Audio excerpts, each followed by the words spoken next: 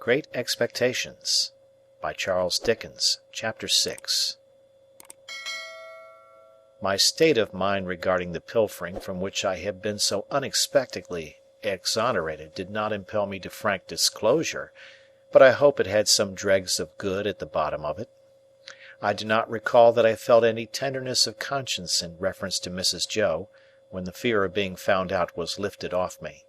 But I loved Joe, perhaps for no better reason in those early days than because the dear fellow let me love him, and as to him, my inner self was not so easily composed. It was much upon my mind, particularly when I first saw him looking about for his file, that I ought to tell Joe the whole truth.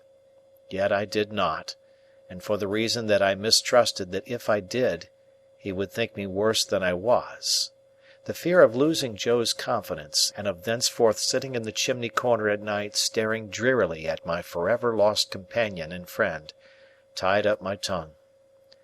I morbidly represented to myself that if Joe knew it, I never afterwards could see him at the fireside feeling his fair whisker, without thinking that he was meditating on it. That if Joe knew it, I never afterwards could see him glance, however casually, at yesterday's meat or pudding when it came on to-day's table, without thinking that he was debating whether I had been in the pantry. That if Joe knew it, and at any subsequent period of our joint domestic life remarked that his beer was flat or thick, the conviction that he suspected tar in it would bring a rush of blood to my face. In a word, I was too cowardly to do what I knew to be right, as I had been too cowardly to avoid doing what I knew to be wrong.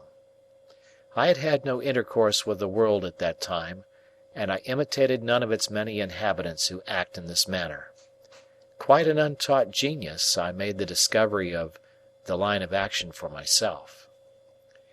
As I was sleepy before we were far away from the prison ship, Joe took me on his back again and carried me home.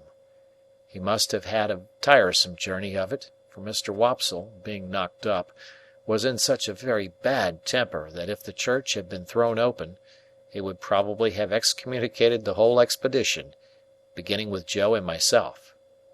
In his lay capacity, he persisted in sitting down in the damp to such an insane extent that when his coat was taken off to be dried at the kitchen fire, the circumstantial evidence on his trousers would have hanged him, if it had been a capital offence.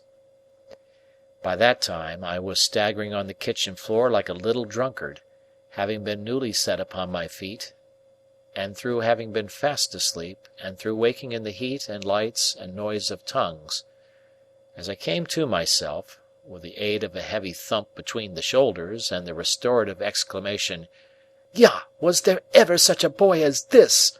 from my sister, I found Joe telling them about the convict's confession, and all the visitors suggesting different ways by which he had got into the pantry.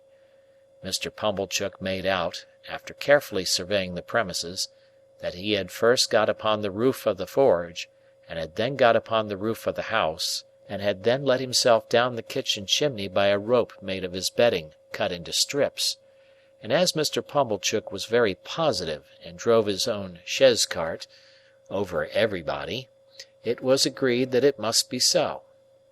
Mr. Wopsle, indeed, wildly cried out, "No!"